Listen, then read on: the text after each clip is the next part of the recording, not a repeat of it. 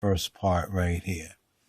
Okay, we're saving some word pics right here into our flat earth files. People say, well, what does ancient Egypt have to do with it? Well, even the ancient Egyptians knew that the earth was not a ball, and that there is a truth to the flat earth perspective.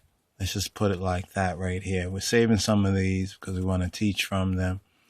So we said, well, first we're just going to get this ready, but we're just going to record a brief vid right here, and then we'll seek to, when we have more of the word pics, we'll seek to put it together a little bit fuller, since some questions been coming in since we had posted a video concerning the flat earth.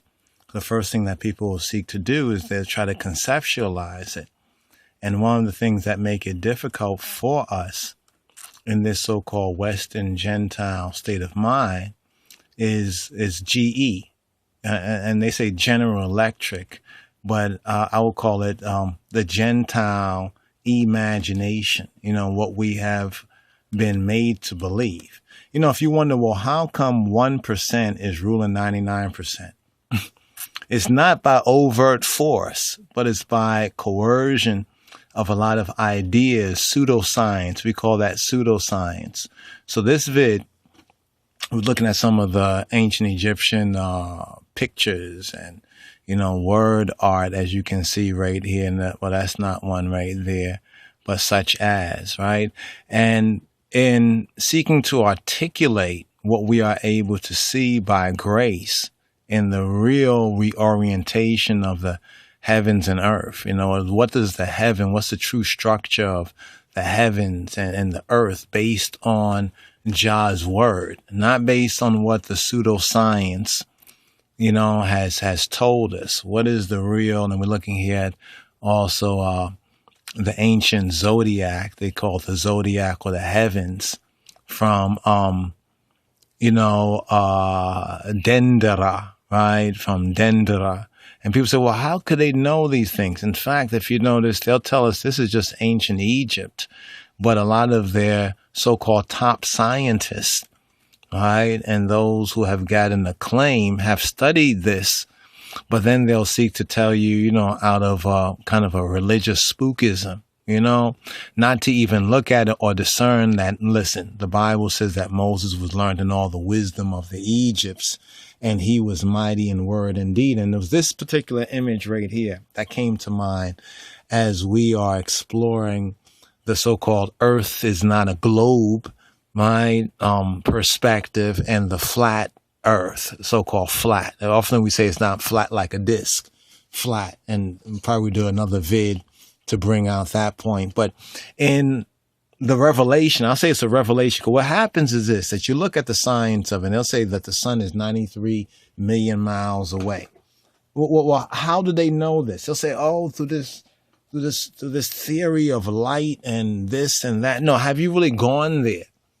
So if they lied to us about the things that we can verify, why are we to believe them? Just to believe them. I mean, if they want to give us their theories, ones might say, I'm presenting my theory right here. I'm saying that even the ancient Egyptians, right? Even the ancient Egyptians knew that the earth was flat. That's what we're going to call this one right here. Even the ancient Egyptians knew that the earth was flat.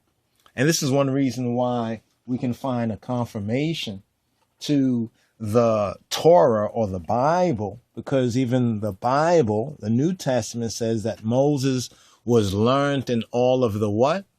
All of the wisdom of the Egypts. Actually says Egypts. The translators say the Egyptians, but we can get into those points of detail at another time. You notice in the oldest teaching in the Egyptian school, right? In the Egyptian school of thought, which Moses, the author of the 5 books of Moses, or the ascribed author of the 5 books of Moses. Of course, somebody say, how could he write about his own death? Well, you have to remember that Moses was part of a brotherhood, a priest of the Hebrews, right? So yes, they continued and they wrote that part there, but people try to be funny.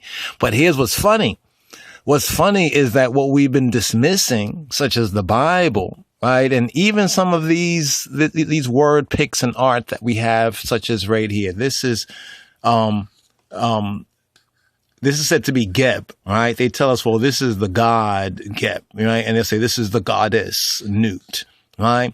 But this is Earth, right? Representing Earth. Remember, this was like a way of teaching children, just as we teach children certain moral lessons and certain other things through examples, through types. Now, recall that Moses, right, our brother Moshe, right, Musa, in his first book, he said that man was created from what? The dust of what? The earth. So man was created from the dust of the earth. Now, when man was asleep, according to Moses' first book, right, and a bone was taken from him, a chromosome, but they'll tell you a rib bone, okay, ribeye. The bone was taken, right? A bone was taken from Adam, right? And from that, the woman was made, but more correctly, the woman was built, right? So basically, where she came from, well, she was a gift from the Almighty, and the Almighty, he dwell in heaven. So you see right here how Nut, right, is represented as the sky. Now, if you notice, and this is what's made this very interesting to study, now we begin to recognize that Moses really has the key to Egyptology, what they call Egyptology and all the Kemetisms and isms. What resolves all those schisms and isms is the wisdom, right? The wisdom that Moses, right? So that Moses was learned in all the wisdom. The wisdom was like college, university, because even today, as we mentioned before, they study the so-called not horoscope, but it's the zodiac. They call it the zodiac, the Mazarot. In the scriptures called the Mazarot. That's why they say Mazel Tov, right? They say the Mazarot, right, of Dendera, and there's much to that. But here, this vid, even the ancient Egyptians knew, right, that the earth was flat. Even most of the ancient cultures understood that. Now, of course, when you first say flat, people think, you mean flat? You know what I mean? Like a disc? It's flat. You mean flat like that? Let's do this right here. Excuse me, brothers and sisters. Let us go to our flat earth folder because we want to give a brief comparison side by side in this. Okay, so we're going to go to our flat earth folder right here. We've been saving some. Now, as we mentioned before, it was by revelation that we saw it, because we read, ones who say, well, really the earth is flat, and they give their evidence, such as, and we'll point them out again, World's Last Chance Ministry. We found some of the readings and the feedings there to be very interesting, especially concerning the flat earth, and also Sabbath keeping, the lunar and the solar, some principles of it, even some paperwork that they had there for ones who are Sabbath keepers and would like to either take that time off from work. Some very good advice. Let's just put it like that. Some very good advice that was given, right? So we just point out but we're pointing to their site right now because of, let's do this right here, because of some of the information that we read there. And I was reading through, some of the frequently asked questions, because people say, well, if the earth is flat, how is it that we see what they call it again? Eclipses. And NASA must be right because they are even able to predict eclipses. Listen, primitive, pagan, and so-called heathen bush peoples and the north, south, east, and west were able to predict eclipses. That's not a biggie. We can, you know what? Let's give them a round of applause. Now they know how to predict so-called eclipses. That's no biggie, so forth and so on. But those frequently asked questions, because some of what we heard, we said, that makes a lot of sense. First of all, how are we going to trust the Gentiles or the Goyim, this BS, the Babylon system, on things that we can't see and verify for ourselves? You see something very interesting right there? Remember, see, this is the land right here, and when we compare that view with this view right here, what is the difference? Right? Notice if they wanted to have the woman wrap around, seeing that this is a kind of an abstract ancient art, they could have had her wrap around. Right? But notice that the man, or Geb, right? Gebre, the earth worker, Geb, he's laying down. Moses' first book, he tells us that man was what? He was created from the dust, right? Reformed, that he was formed, actually, not created from the dust, but formed. Very, very important. Formed from the dust, right, of the ground. So we see man laying down right here. And even the type, the male and the female is very, very interesting. And notice the stars are in her body.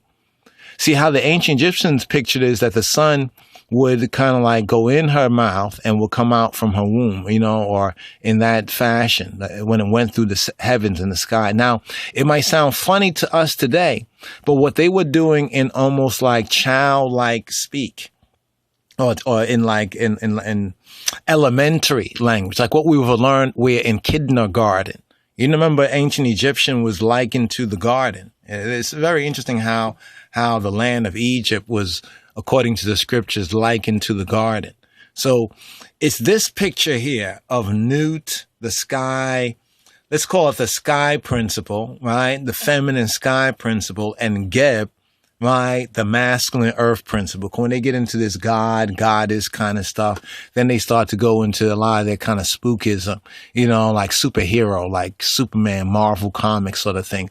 That's not the way the ancients viewed it. Remember what it says, that Moses was learned in all the wisdom of the Egypts. No wonder they killed Stephen, who testified to that. Remember, afterward it said that the people were in a great uproar, right? Or the Jews, we can say, and Saul was there. Saul is the pre-Paul name. Now, here's our conception of it right here. Here's what we have been able to see by revelation. Right? When we looked at the different models that are out there, right? We see from the different models that are out there that the earth, first of all, is half material, right? It is half material, or half condensated, right? It's half condensed. We often use this example, right? And what would be good right here would be for us to take this picture right here and put this side by side. We often liken it, and this is from Revelation. When I say Revelation, this is from reading what certain ones have put out concerning, hey, you know what? They've been, like a lot of us, we talked about the sun is 93 million miles away, and I said, wait. Where did we get that number from? Why is it 93? It could be 90 million miles away. It could be 36 million miles away. It could be 3 million miles away. It could be 6,000 miles away. I mean, how do we know how far away it is? Because, they tell us these things. Now, notice, these are the same ones. Notice, these are the same, I'm talking about the same world, the Seclorum, the world, and the God of it. Remember, the God of this world is not the God and Father of our black Lord and Savior, Jesus Christ, Yeshua HaMashiach. Did we say black right there? See, it's those obvious things that they lied to us about that should make us take a little bit of caution at their theories of what the earth is like. The earth is a ball spinning. And why don't we all spin off? Because of gravity. Another theory, right? That when you really study it, and this is what I love about the brothers and sisters out there. A lot of folks out there, some of them were people who didn't accept anything in the Bible or Christianity because of how men and people had corrupted it from among many times their own men and people. But as they begin to study such issues like this and really begin to then look, from paranoia to metanoia, because this concept of what they tell us is going on, the math doesn't even match up. I'm talking about the popular theory. They say, the flat earth. So what they try to do is mock it. And they try to say, when some say that the earth is flat, right, they try to show it as flat as a disc. Well, that's not what the biblical view. In fact, what we're showing right here on the screen is kind of like a side by side, right? This is based on what the ancient Hebrew concept of the universe. And remember, the Hebrew concept of the universe begins with Moshe. And according to the Bible, it says that Moses was learned in all the wisdom of the Egypts, right? Of Upper and Lower Egypt, the Lower Egypt that he was in, and then his Ethiopian, his Midianite father-in-law, Jethro, so forth, and so on. Because they were ancient schools, right? Out of Africa, out of the Afro-Shemitic roots, the Nile Valley civilization was established by the Nile highland. Remember how the Bible says that he sits on the circle of the earth? If you look at even the fact that the Nile River, one of these rivers we find in the very beginning in the Bible, it flows in a completely opposite direction. And you begin to look at even the Rift Valley. It almost is like the birthplace of the earth when you look at it. And there's also a lot of other things that connect with this when they try to go into the lower firmament. That's what so-called space. They say they've been into space and so-called outer space. They've been nowhere. They've been just a little above the clouds. That's the only place they've been, just a little above the clouds. But even the ancient Egyptians knew that the earth was, from perspective, flat, not this ball bouncing around. They also knew that the earth was half material. What do we mean by half material? We mean half condensed, right? Half condensed. In other words, let's see, do we have we often give this example, like an orange. Say you take an orange, right? And you cut an orange in half, right? And you just have the one half of the orange. You take off the top half and you put it elsewhere. Now you only have the bottom half of the orange, similar to this right here. Remember, it says the firmament. He created a firmament. Now, if you look up that word firmament in the Hebrew, it says an ark, right? The ark, the rakia in the Hebrew, the rakia. This is speaking of Nut, because just because the ancients like the Egyptians fell off, remember what Jah says? Jah says that they're my people too. Right? Even the Canaanites, they fell off too. He told the Israelites, don't do what the Canaanites did to me. So that means he must have had a relationship with these people. That means that certain ancient truths we will find out there. It's whether these truths, right? So this view of heaven and earth, it conforms with the Hebrew concept of the universe or of the creation. Now, some I know, brothers and sisters, and in fact, a few have even kind of texted I on this and say, you know what? I hear what you're saying, and I've been checking it out, but I've been having a little bit of trouble. Not trouble so much. I'm not going to say trouble, but it's a little difficult. It's a little challenging to see this in their mind's eye. And I overs that because even ourselves, we were able to, how can I say, see where the new perspective makes sense. But we're like, wait, hold on. That means that all this time, all the things I was saying, even when sometimes we will make a joke or a reference, oh, you must believe the earth is flat, or the Europeans believe the earth was flat. That wasn't even what the whole thing with Galileo and the Pope was about. That wasn't even, it was a whole Hegelian dialectic. Even though the problem, reaction, solution. It's this whole problem, reaction, solution sort of a thing right there. So you'll see that there's some people who will be putting out some of this artwork out there, and it will kind of show the earth like almost like flat, like a disc. But that cannot be true from the Hebrew concept of it, because there's the pillars of the earth, the foundation of the earth. There is Sheol. There's also the deep. Remember, basically it's all water. Think about it. But water, we know from even what we can verify on earth. We know that water can be frozen solid, water can be liquid, water can be a gas. And this is just within the laws of this earth and this structure that we're on. But there's waters above, right? There's waters above. This is where they have not gone into.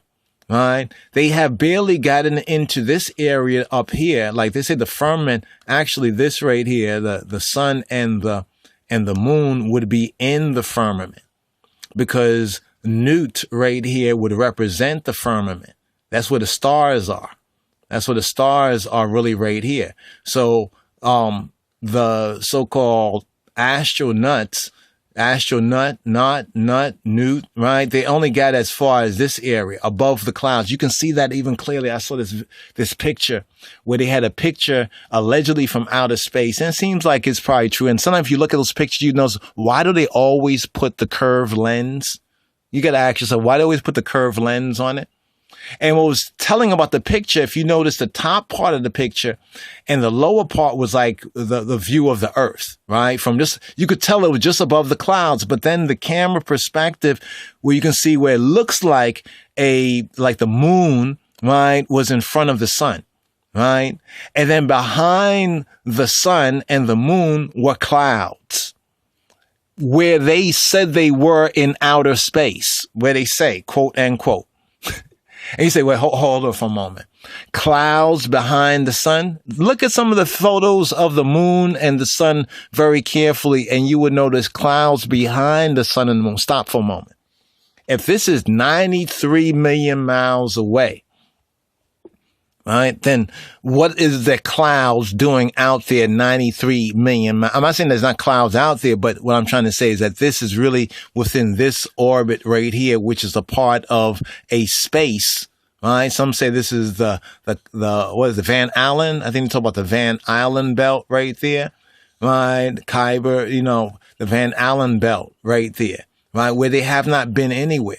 Even the moon, they say they might have been to the moon. They might have been to the moon.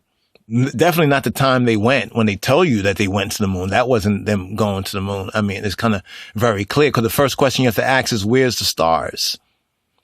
Right? And then you have to ask yourself, why is the picture of the earth in this? That's another thing. These pictures we've seen, a lot of those pictures are NASA Photoshops.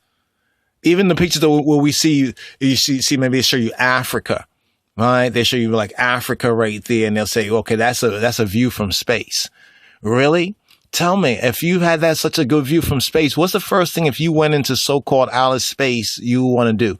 Turn the camera around. You know what I mean? You know, like when you go someplace, say, I'm finally here. Look, I'm at the Grand Canyon. You look at people's pictures when they go to a place they really want to be to, that they always wanted to go.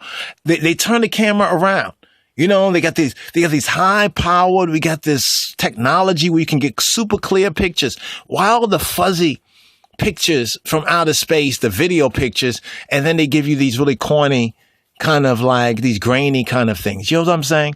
So you got to ask yourself, this is just a few of the first thoughts. Let's just put it like that. The first thoughts. I'm already longer in this video than I really expected to be.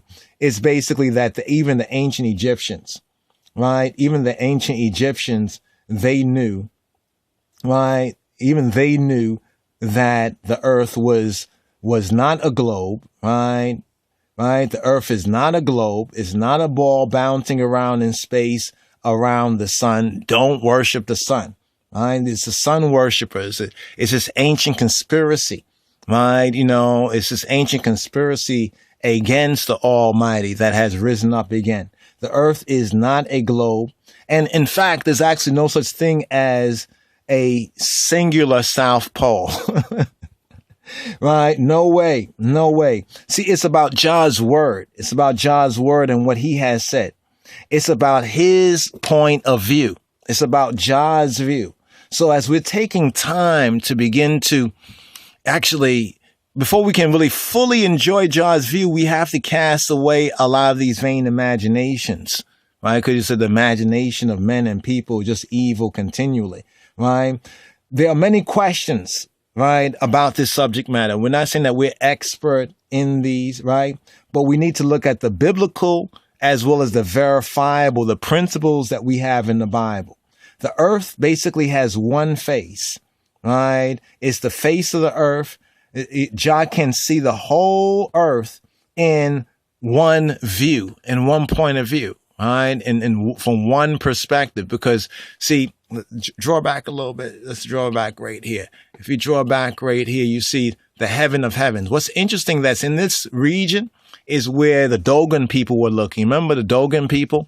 This West African tribe that with their so-called naked eye, they could see Orion and Sirius and the dog star up in this constellation that Amos 5 and 8 says, seek him that made the 7 stars and Orion. That would be in the northernmost region. Brothers and sisters, that is the center. That is the center. In fact, if you look at night skies over a progression, a long period of time, you'll see all of the stars. Remember, this is a 2-dimensional view, but all of the stars circle around this immovable spot. That is the center. In fact, the sun actually, right, circles, it spins in to the north pole, and then it spins out over a yearly shana, a yearly course, right? Jah is able to look upon the face of the earth. It doesn't say faces of the earth, right? So many of us need to really start to study these things. No, the earth is not flat like a quarter or a coin. There's some goofy pictures that are out there, but it has a flat surface on top of, it's like a flat surface on top of a half sphere. In other words, half of the sphere is condensed enough that it is what we would call solid and material.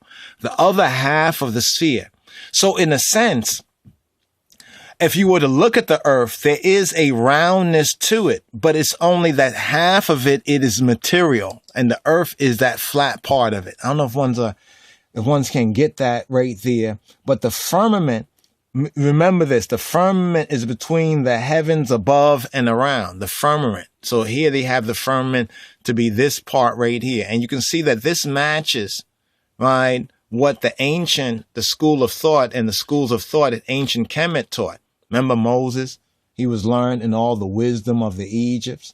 So no, it's not flat like a coin. You're going to see these goofy pictures on the internet that project that false, that pseudoscience flat as a coin image.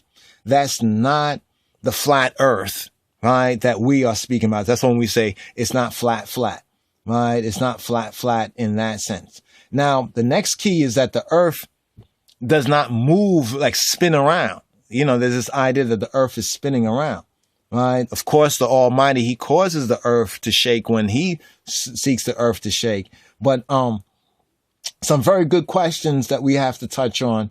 But the true answer is not like the pseudoscience of Babylon make-believe, of the Babylon system.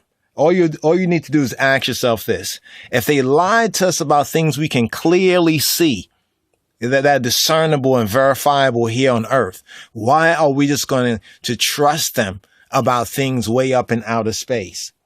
You see what I'm saying? And because they have projected this in their movies and their media, notice that things like Star Trek and Star Wars were the first to really reprogram people's view, right? And to get people to believe this pseudo Baal and Ashtaroth and Venus and Jezebel worship. When I say Jezebel worship, I'm talking about like the Catholic Church, you know, an abomination, because they were part of bringing in this view. You might be like, well, Galileo, he shamed the Pope. No, actually, it was an inside job. Right? There's a video out there that I find to be very good. The flat earth is biblical truth. The satanic deception exposed is out there on the YouTube. And of course, at first, a lot of this is hard for us to imagine. Why? Because our imaging, you know, the way we imagine has been programmed. Because right now, if you think about the earth and space or whatnot, you're going to think about your imagination has been informed by what the movies and the media have given us. You know, and we've seen in so many different ways. You know, we've seen some movies or TV shows or whatever that we might like, and they have given us this view. Oh, look at them. They're going to this planet. The planet is spinning around, and that's like Earth. And it reinforces this fallacy, right? But now, if we look at ancient Egypt for a moment, I thought this was so very interesting. Once again, even the ancient Egyptians knew that the earth wasn't flat. Right? The flat earth, even the ancient Egyptians knew it. Now, when you look at some of these right here, it's interesting because some will say, well, what about this part here? This part here where you see Shu, ones will show you Shu. This is Moses. This is Moses and the Israelites. Remember how it's talked about how the pavement under his feet was lapis lazuli? Notice the color of Newt's body, of the heavens. even in Amharic and the ancient is Ethiopic, to say Samayawi is to say blue, but as to say heavenly. So this is actually, you can see here even the elongation of it, because heaven, because it's a half, it's a half. When I say it's spiritual, there's a part that is more fully condensed. There's a part that is half condensed. That's water. Water is half condensed. It's half spiritual. And then there's another type of water, right, of which so-called space. And when you study ancient Egypt, they say, well, the sun would actually go into Nut's mouth and come out of her womb. This is where it's like the birthing or giving to birth for a new day. So we both have a parable and a metaphor, right? And then when you see this picture right here, you know what this is. This is, remember when Moses was against the Amalekites and they was in the valley and everything like that. And I think Joshua and Hur, right? They kept Moses' arms up. Because we say, well, what about the ram right there? Well, that was the symbol of Kanun, the creator God. So we understood these symbols. See, even Jacob says that, you know, he said that he was in a land where what's the psalm that says he was in a strange language, where they spoke a strange language he didn't understand, right? In the sense, this symbolism is a strange language, right? Not that all of the Israelites understood this strange language. This symbology, like a lot of us don't understand how scientists, you know how scientists use all these kind of symbols and math and different shape. Another scientist can read it. He can understand the code. Moses, in understanding the true science of what the Egyptians and other ancient Sabian peoples already knew, right, was able to write that within the Hebrew, explaining, because it doesn't say that the Lord said to Moses, this is how the heavens work. No, Stephen already explained that in Acts of the Apostles, where he said that Moses was learned in all the wisdom of the Egypts, right? And so we see this symbology here of Nut, especially in the original way. This was the first concept. Man comes from what? The dust. You know, man is Adam. He comes from the Adama, which is that reddish brown. Notice the color, the reddish brown. Womb man, right? You know, womb man. Well, man couldn't really say where. No one knows the creation of womb man, only the Almighty when he built her. But that idea of that heavenly gift, you know what I'm saying? That heavenly gift being created from above based on that same principle.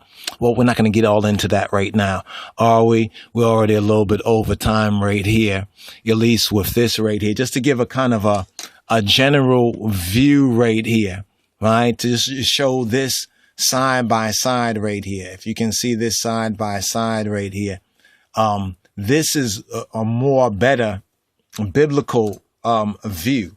Right. And to show that even the ancient Egyptians and other ancient peoples, well, I'll say the Egyptians, because this is where Moses, our connection is with those truisms that even the ancient Kamites, right, even the ancient Kamites knew. Of course, they got that from the ancient Ethiopians, and then Ethiopia is one of those rivers there in the very beginning. So we get to the womb, you know, we get to the womb, the birthplace, right, of, we could say creation on this flat earth. Amen. Now, that doesn't mean there's not valleys and there's not mountains, but the orientation of it, just as you see Geb right here. Geb basically laying flat, you know, Geb laying flat, and see this half arc is so very telling of the firmament and the stars in her body, right? That's where the stars are. People think the stars are way out here somewhere. No, they're not. The stars are part of that curtain, right? It says how he stretched out the heavens like a curtain, right? He erected it like a tent, right? So, yeah, amen, amen. This is Brother Yad and Brother Ras Iodonis of the Lion and Tribe of Judah Society. More to come on this. I hope this helps some of the brothers and sisters. See it for themselves, but just take the time to enjoy Jah view. As I say, how can we just accept their word on things in so-called outer space, You know, they say, oh, we've seen the other planets are out there. They're just like Earth. Show us a picture of it. Wouldn't that be the greatest proof? Show us a picture. How do they know? Oh, we're looking at the infrared. Okay, yeah, right. Shalom, brothers and sisters.